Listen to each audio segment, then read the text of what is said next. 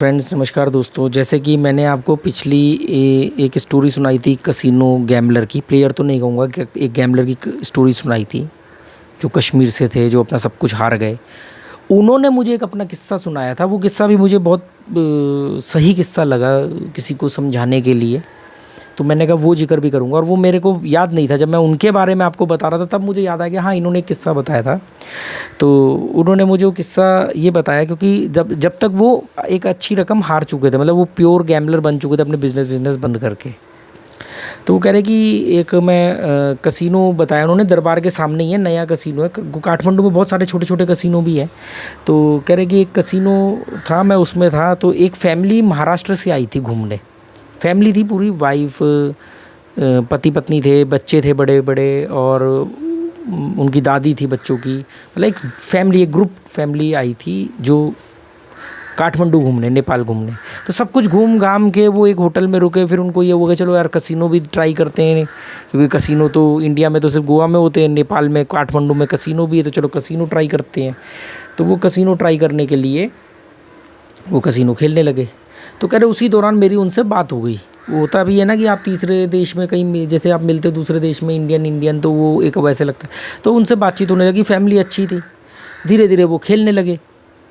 खेलने खेलते में पता नहीं वो थोड़ा बहुत विन किए, उसके बाद में वो और खेलने लगे। वो कब खेलते खेलते में कह रहे मेरी उनसे 2-3 बार बात हुई। तब तक वो प्लस थे, कभी बराबर बताते थे, कभी थोड़ा बहुत माइनस बताते थे, कभी थोड़ा बहुत प्लस। पर कुछ देर बाद जब बात हुई तो मालूम पड़ा कि वो काफ़ी पैसा हार गए। और वो छोटा कसिनो था, ऊपर ही उसका होटल था। होटल जैसे होटल वाले, ज़्यादातर होटल वाले अलग होते हैं, कसिनो वाले अलग होते हैं। होटल के प्राइमेसेस में कसिनो होते हैं, पर कसिनो दूसरी कंपनी का होता है, होटल किसी और कंपनी का होता है। तो वो जब अपनी सारी रकम कसिनो में हार गए, और क्योंकि वो उस होटल में वहाँ पर रुके हुए थे 4 दिन से, तो वो होटल का बिल, रहना खाना, मतलब अच्छे फाइनेंशियल साउंड थे। और बात पुरानी है तो उस समय ये सब पैसा मंगवाना ट्रांसफ़र करके, और ये सब अच्छा भी नहीं, मतलब इजी भी नहीं था। दूसरा एक वो था ना कि यार रिश्तेदारी को तो चमका के आए कि हम तो काठमांडू जा रहे हैं घूमने, हम तो नेपाल ट्रिप पे रहे। अब वहाँ पर जाके किसी से पैसे मांगेंगे तो बेइज्जती होगी, क्योंकि इंसान तो हवाबाजी करके जाता है, दिखावा करके जाता। तो वो बड़ा परेशान, मतलब कह रहे कि वो फिर मेरे पास आए। वो कह रहे कि यहाँ पर कोई ज्वेलर्स की दुकान है क्या? वो मतलब अपनी बीवी का मंगलसूत्र बेचना, मंगलसूत्र और साथ में जो भी, और क्योंकि वो होटल वाले अड़ गए, कह रहे कि हम आपको चेकआउट नहीं मतलब आपको पेमेंट करनी पड़ेगी, क्योंकि वो कसिनो ने उस होटल को इन्फॉर्म कर दिया कि आदमी सब कुछ माइनस कर चुका है। तो होटल वाले तुरंत अलर्ट हो गए कि ये आदमी सब कुछ गवा चुका है, कहीं एकदम ना निकल जाए, क्योंकि उनका भी बिजनेस है। तो होटल वाले फैल गए। उन्होंने पूरा वो रूम में मतलब कि वो नज़र रख ली या लॉक लगा दी, जो भी किया, कि उनके ऊपर प्रेशर बनाया कि नहीं नहीं आप हमें पेमेंट दो, आप सारा पैसा हार गए, हमें पैसा चाहिए। तो फिर वो उनके पास जो भी गोल्ड जो पहना हुआ था, वो उसके लिए उन्होंने मेरे से पूछा कि भाई कोई ज्वेलर्स हो तो बता दो हमें, तो हमें ये बेचना है और हमें यहाँ से निकलना। हमारा तो पूरा ट्रिप ही ख़राब हो गया, मतलब जीता हुआ सब, मतलब जीता तो थोड़ा बहुत ही था, शौकिया तौर पे आए थे, सारा पैसा चलेगा, अब होटल के बिल देने, अब गोल्ड बेच करके हम यहाँ से निकलेंगे।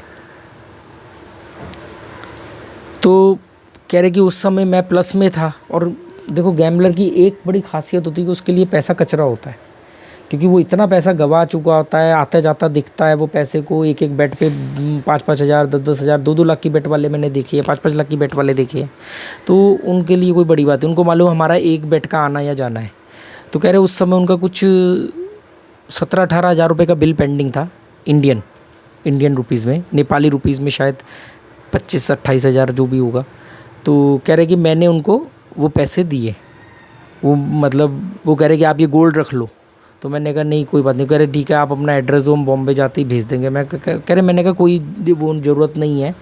और हो सकता है बहुत सारे लोग बोलते हो कि ऐसा नहीं होगा, झूठ बोलते, पर ऐसा होता है, क्योंकि जिसने कभी ऐसा किया ना हो, या जिसके साथ कभी ऐसा हुआ ना, उसको ऐसा ही लगेगा ना झूठ है। जिसने ऐसा किया, कश्मीर टू कन्याकुमारी के दौरान लोगों ने मुझे अपने कोठी में, बंगलों में ठहराया है और चाबी दे जाते थे सुबह जाते टाइम, जिसको मुझे कल से पहले वो जानते भी नहीं थे। और कह रहे हम जा रहे हैं, शाम को आएंगे, घर की चाबी आपके पास है, कहीं जाना हो तो ताला लगा देना, दूसरी चाबी हमारे पास है। सोचो, लोगों ने मुझे अपने खर्चों पे 3 स्टार 5 स्टार होटलों में ठहराया उस दौरान, जबकि मेरे को जानते भी नहीं थे। उसको मालूम है कि आज के बाद कभी मिलेंगे भी नहीं। तो होता है। तो इन्होंने कह रहे कि मैंने उनका बिल वगैरह पे कर दिया, और क्योंकि उस दिन जब वो माइनस हुए तो ये प्लस थे, क्योंकि फैमिली कह रहे अच्छी थी, बच्चे थे, मतलब दिख जाता ना कि फैमिली अच्छी थी, ट्रैप में फंस गए। ट्रैप में क्या फंस गए, कसिनो ने बोला, वो होटल वाले ने बोला कसिनो है चले जाओ एक बार। कसिनो वाले ने उनके हारने का तो उनको इन्फॉर्म कर दिया कि भाई तुम्हारा बिल ना पेंडिंग रह जाए, मतलब टाई अप था एक तरह से। तो कह रहे कि फिर उनका बिल भरा उन्होंने, और फिर मुझे याद नहीं, शायद उन्होंने बताया कि भाई बॉम्बे पहुंच के उन्होंने चिट्ठी लिखी और शायद पैसे भेजे भी, या इन्होंने मना कर दिया कि पैसे नहीं चाहिए, पर कह रहे कि बॉम्बे पहुंचने का तो उनकी चिट्ठी आई मेरे पास। उस समय चिट्ठी वगैरह का दौर था, तो कह रहे उनकी चिट्ठी आई और पैसे शायद भेज दिए थे, मुझे एग्जैक्टली याद नहीं, इसलिए मैं ये नहीं बोलूँगा, भेज ही दिए होंगे जब चिट्ठी आई है तो। क्योंकि कोई भी आदमी ऐसे मोमेंट को भूलेगा नहीं, परिवार के साथ सेफली किसी ने वहाँ पे हेल्प कर दी और इज्जत बच गई, ये बहुत बड़ी बात है। नेपाली लोग भी बहुत अच्छे होते हैं, पर क्या होता है ना कि जैसे दिल्ली का एक एरिया है पहाड़गंज, या मुंबई का एक एरिया है, जैसे ऐसे बहुत सारे एरिया होते हैं रेलवे स्टेशन के आसपास के एरिए, टूरिस्ट प्लेसेस वगैरह में, जैसे नेपाल में काठमांडू में ठामेल है, ये सब जगहों पे कमर्शियल एक्टिविटीज़ ज़्यादा होती है, टूरिस्टों को लूटना, बहकाना, उनसे पैसे कमाना, ये सब होता है। अभी मेरे को किसी ने लिखा कि आप गोवा के स्कैम के बारे में बताओ, तो गोवा में भी गोवा के लोग बहुत ही ज़्यादा अच्छे होते हैं, पर कुछ लोग जो इस तरह के प्रोफेशन में हैं, और अच्छे बुरे लोग सब जगह होते हैं, तो गोवा में भी एक तरह का स्कैम चलता है टूरिस्टों के साथ। और पर ये स्कैम, एक बात ध्यान रखना, ये कोई भी स्कैम हो, चाहे वो गोवा में हो, चाहे वो काठमांडू में हो, कहीं भी हो, ये स्कैम होता उन्हीं लोगों के साथ है जो करेक्टरलेस होते हैं या जो लालची होते हैं। आप लालच करोगे, आप उनके ट्रैप में फंसोगे। आप करेक्टरलेस हो, अय्याशी करने आए हो, आप उनका शिकार बनोगे।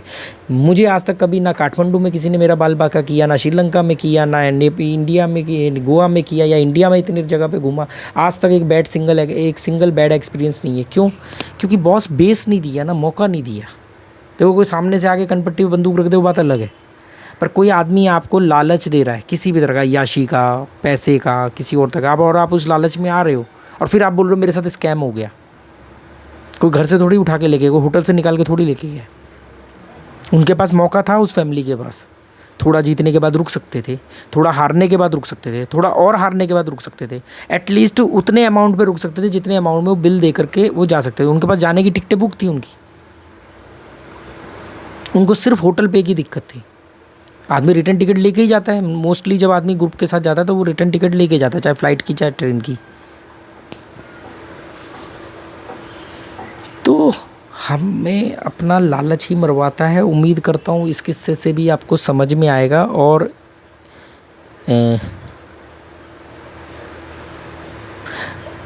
मैं अपने ट्रैवल एंड नॉलेज पर गोवा के जो गोवा में भी जो एक दो स्कैम होते टूरिस्ट के साथ, उसके बारे में भी वीडियो डालूंगा, ताकि लोग गोवा आएँ तो उस चीज़ को भी ध्यान में रखते हुए आए, ताकि उनके साथ नुकसान ना हो। पर उन्हें भी इस बात का ध्यान रखना है कि उन्हें भी गोवा के लोगों की या गोवा के कल्चर की रिस्पेक्ट करनी। ये नहीं कि गोवा में आए तो कुछ भी कर सकते हैं।